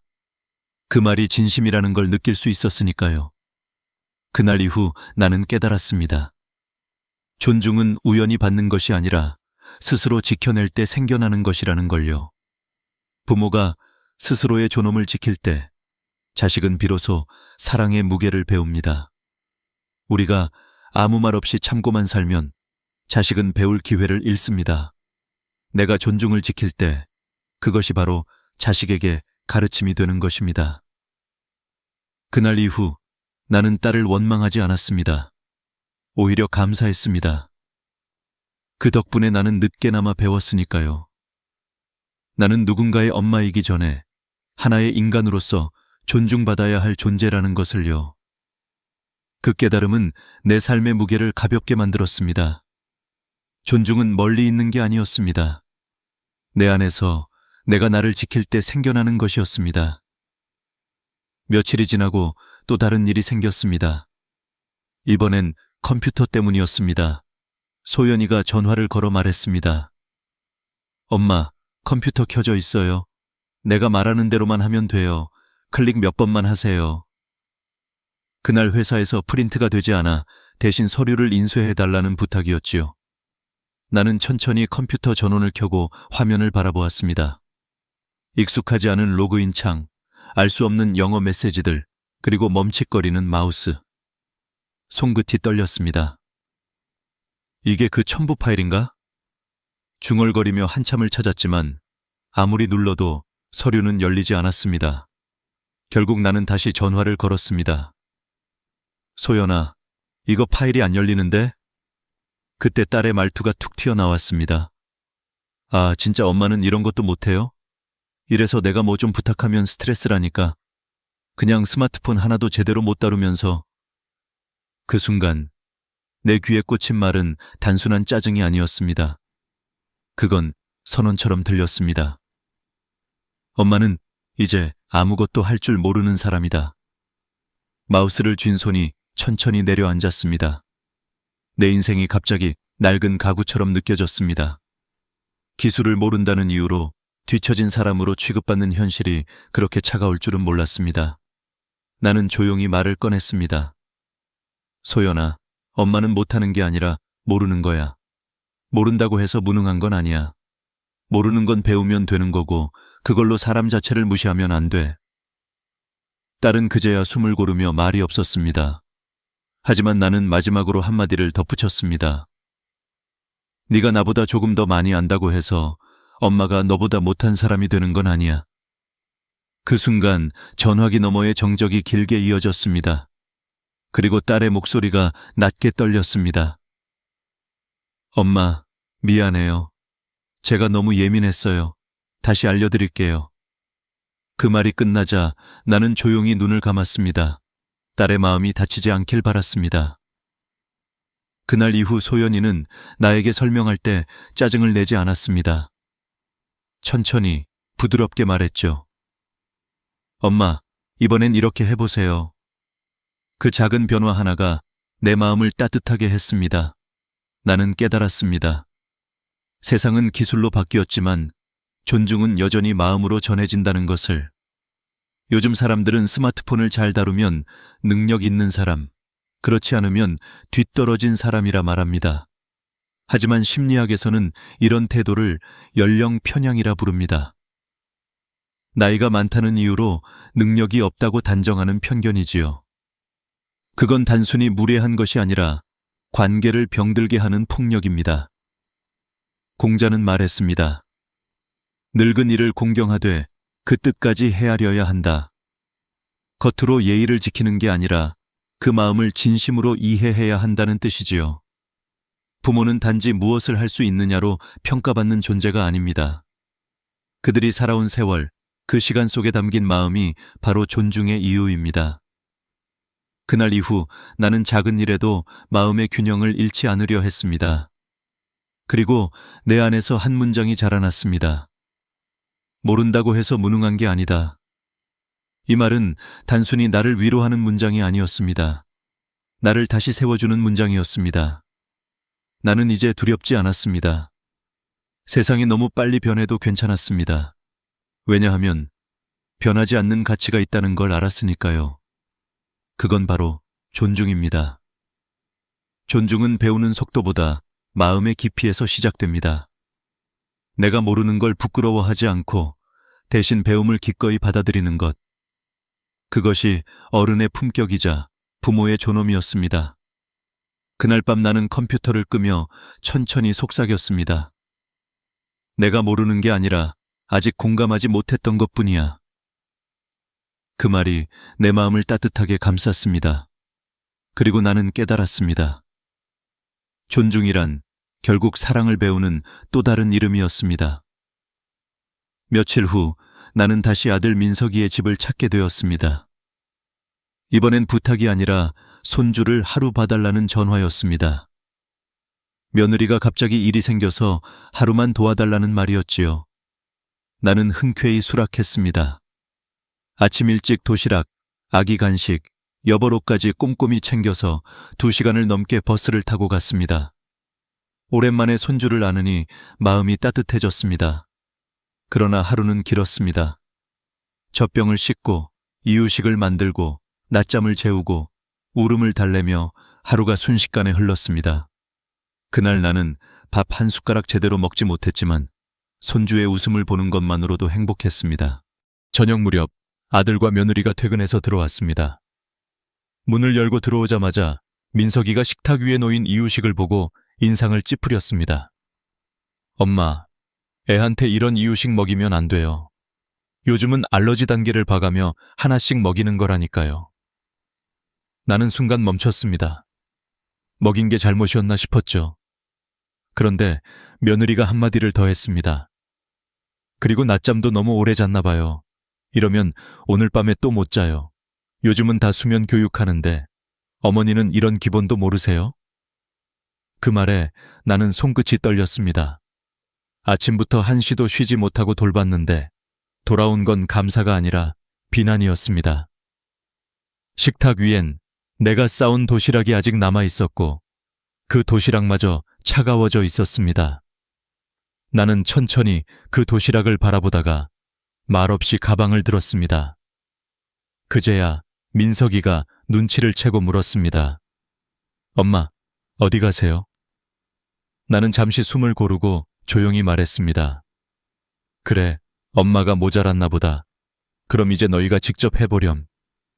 그 말에 아들은 당황했고 며느리는 아무 말도 하지 못했습니다. 나는 이어서 말했습니다. 하루 동안 엄마가 뭘 잘못했는지 너희 말 듣고 알겠더라. 그러니까 이제는 그 잘 알고 있다는 방식대로 너희가 직접 해보면 되겠네. 엄마는 도와줄 수는 있어도 비난받으면서까지 할 순 없어. 나는 너희 집 일꾼이 아니란다. 그 말을 남기고 나는 조용히 현관문을 나섰습니다. 바람이 얼굴을 스쳤습니다. 그 바람 속엔 쓸쓸함보다도 이상하게 홀가분한 기분이 섞여 있었습니다. 그날 밤 민석이는 깊은 생각에 잠겼다고 합니다. 어머니가 하루 종일 해온 일들을 돌이켜보니 그건 단순한 도움이 아니라 헌신이었습니다. 여러분, 부모가 자식에게 가장 서러운 순간은 도와줬는데 돌아온 게 고마움이 아니라 질책일 때입니다. 심리학에서는 이를 인지적 박탈감이라고 부릅니다. 자신의 노력이 평가받지 못하고 오히려 부족함으로 치부될 때 사람은 존재 자체가 부정당하는 듯한 고통을 느낍니다. 특히 가족에게서 이런 말을 들으면 상처는 훨씬 깊습니다. 가족이란 나를 가장 이해해줄 존재라고 믿기 때문이지요. 철학자 루소는 말했습니다. 존중이 없는 사랑은 결국 지배로 변한다. 부모의 사랑을 당연하게 여기고 그 방식이 마음에 들지 않는다고 무시하는 순간 그건 사랑이 아니라 관계의 균형이 무너진 것입니다. 이럴 때 꼭 해야 할 말이 있습니다. 그럼 이제 너희가 직접 해보렴. 이 말은 단순한 거절이 아닙니다. 그건 자식에게 부모의 노고를 스스로 깨닫게 만드는 말입니다. 감정이 실리지 않은 단호한 한 문장이 자식의 행동을 멈추고 부모의 존재를 다시 생각하게 만듭니다. 며칠 뒤 며느리가 전화를 걸었습니다. 어머니, 죄송해요. 그날 너무 피곤해서 말이 심했어요. 하루 종일 봐주셔서 정말 감사했어요. 그 말을 들으며 나는 미소를 지었습니다. 괜찮아. 나도 피곤할 때 말이 세질 때가 있어. 하지만 이제 서로의 수고를 조금만 더 알아주자. 그 순간 나는 깨달았습니다. 부모의 사랑이란 끝없는 희생이 아니라 때로는 경계를 세우는 용기라는 걸요. 사랑이 존중을 잃는 순간 그것은 종속이 됩니다. 그리고 존중을 되찾는 첫걸음은 스스로의 한계를 인정하는 것입니다. 부모는 무조건 퍼주는 존재가 아닙니다. 말없이 헌신해도 그 마음이 무시되어선 안 됩니다. 그럼 이제 너희가 직접 해보렴. 이 말은 자식을 벌주는 문장이 아니라 성장시키는 문장입니다. 그 말은 부모의 삶을 보호하고 자식의 마음을 깨우는 가장 단단한 울림입니다. 그날 밤 나는 오랜만에 편하게 잠들었습니다. 그리고 마음속으로 조용히 되뇌었습니다. 이젠 내가 나를 지켜야 할 시간이다. 며칠이 지나고 나는 오랜만에 거울 앞에 섰습니다. 주름진 얼굴을 바라보며 문득 이런 생각이 들었습니다. 나 정말 잘 살아온 걸까? 거울 속에 나는 그저 평범한 노년의 여인이었습니다. 하지만 찬찬히 생각해보니 그 얼굴 하나하나의 주름마다 이야기가 있었습니다. 밥 한 끼를 위해 새벽부터 일어나 시장을 뛰던 날들, 아이들의 웃음에 눈물이 섞였던 저녁들, 아무도 몰랐지만 홀로 울던 밤들. 그 모든 시간이 나를 만들었고 나는 그 시간 속에서 끝없이 사랑하며 버텨왔습니다. 사랑이란 원래 그런 거였습니다. 거창하지 않고 조용히 스며드는 것. 고맙다는 말을 듣지 않아도 누군가의 하루가 되어주는 것. 그게 바로 우리가 살아온 삶의 모양이었습니다. 하지만 이제는 달라야 한다는 걸 압니다. 이제는 누군가를 위해서가 아니라 나를 위해 사는 하루가 필요합니다. 평생을 내어주기만 했던 손으로 이번엔 나를 감싸 안고 평생 남을 먼저 챙기던 마음으로 이제는 나 자신을 돌봐야 합니다. 나는 마음속으로 조용히 다짐했습니다. 이제부터는 나를 존중하며 살겠다. 누군가의 엄마이기 전에 한 사람으로서 내 삶을 지켜내겠다. 심리학자 에리히 프롬은 이렇게 말했습니다. 진정한 사랑은 자신을 존중하는 데서 출발한다. 내가 나를 존중하지 않으면 그 누구도 나를 존중해주지 않습니다. 사랑이 진짜 힘을 가지려면 먼저 자기 자신을 인정하고 보듬어야 합니다. 나는 이제 더 이상 참지 않기로 했습니다. 억울한 말을 듣고도 침묵으로 삼키던 내게 이젠 말해줍니다. 괜찮아. 네가 틀린 게 아니야. 다만 너무 오래 참았을 뿐이야. 그 한마디가 마음의 짐을 조금씩 내려놓게 했습니다. 이제는 누군가를 설득하기 위해 애쓰지 않아도 됩니다. 내가 옳았음을 증명하지 않아도 괜찮습니다. 그저 조용히 나답게 내 삶을 걸어가면 됩니다. 우리가 살아온 세월 속에는 수많은 아픔이 있었습니다. 무시당한 말, 돌아오지 않은 고마움, 참아야만 했던 눈물. 하지만 그 모든 순간이 우리를 단단하게 만들었습니다. 그 상처 위에 피어난 연민과 이해가 이제는 지혜가 되어 있습니다. 이제는 누구에게 잘 보이기 위해 살지 않아도 됩니다. 늙었다는 이유로 작아질 필요도 없습니다. 세상은 변하지만 존엄은 스스로의 마음속에 있습니다. 나는 매일 아침 창문을 열며 스스로에게 이렇게 말합니다. 오늘 하루는 나를 위한 하루로 살자. 누군가를 원망하지 말고 어제의 상처에 머물지 말자. 지금 이 순간 숨을 쉬고 있다는 것만으로도 감사하자. 거울 앞에 나는 이제 더 이상 초라하지 않았습니다. 그 얼굴은 고생의 기록이 아니라 사랑의 증거였습니다. 그 눈가의 주름에는 참아온 시간들이 있었고 그 입가의 미소에는 포기하지 않은 용기가 있었습니다. 여러분, 우리가 살아온 인생은 결코 헛되지 않았습니다. 사랑하며 견디고 때로는 울고 다시 일어서며 배운 그 모든 날들이 인생의 진짜 의미입니다. 이제는 이렇게 말할 때가 됐습니다. 이제 괜찮아. 나는 충분히 잘 살아왔어. 그리고 마지막으로 이렇게 덧붙이고 싶습니다. 이제부터는 내가 나를 사랑할 차례야. 오늘 영상을 보시는 여러분, 혹시 마음속 어딘가에 오래된 상처가 있다면 부디 그 상처를 부드럽게 감싸주세요. 당신은 누군가의 어머니이자 한 사람의 인생이니까요.